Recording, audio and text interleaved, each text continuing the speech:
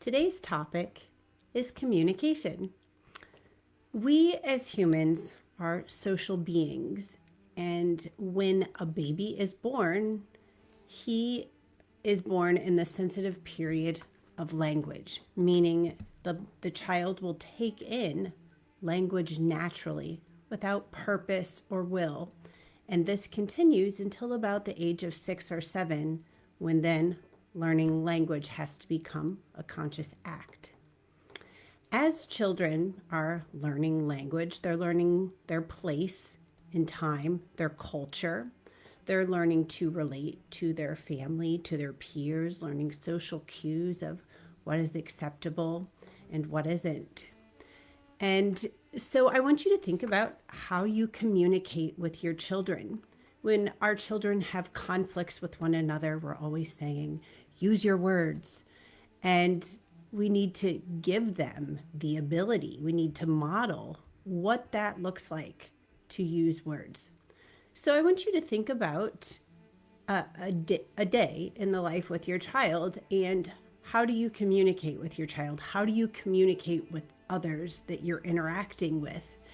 And when you're communicating with your child, are you just going through things that they have to do and such, or are you actually talking about hopes, dreams, struggles, solving conflicts? What kinds of conversations are you having? In the Montessori classroom, we know as the young children in the early childhood classroom, 3 to 6 year olds are very egocentric, but still they are drawn at times to work beside another child or work one-on-one, but there is that freedom of movement to mingle or not mingle. And in the elementary classrooms, we know that children are beginning to relate a lot more to their peers. And so rather than the lessons being one-on-one, which they were in the early childhood classroom, in the elementary classroom, you're giving small group lessons. And within the classroom, we are modeling grace and courtesy, and conflicts still do arise.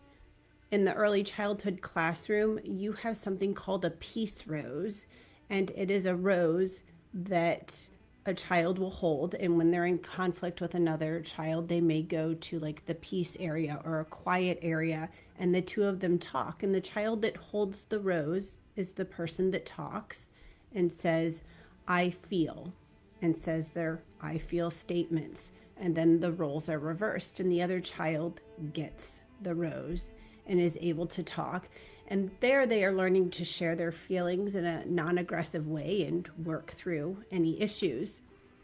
In the elementary classrooms, we have community meetings. Now, community meetings are not just held as problems arise, but just as a regular check-in with one another as a community. But it is a time to discuss conflicts. So how can you take what we're doing in the Montessori classroom and do that in your own home? Well, mealtime is a great time to work on communication. So if you are not sitting down at meals with your children, perhaps start to do that. Maybe just one meal a day if it's busy, where you're all sitting down and eating together. And make it a whole event where meal preparation is done together. Everyone's working together to create the meal and then sit down together. And it can be a time where you are, again, discussing hopes and dreams. We have these silly napkins that have like conversation starters, and every once in a while my children will pull those out. There's also times where we decide as a family that we're going to have a family meeting at the beginning of dinner or while we're eating. Now, some books that you read say to regularly have family meetings. And for my family, we found that it just works as conflicts come up. And some people like to follow structures of family meetings. Again, we found what works for us, where we all take turns talking through and problem solving and reaching a compromise. So today, when you leave me, I want you to go and think about how you're communicating with your child. How are you communicating with others that your child is seeing and seeing modeled? Make sure when you're communicating that you also take the time to model listening. That's it for today. If you are finding my tips helpful, please subscribe to my channel. In the meantime, follow me on Facebook at The Montessori Place.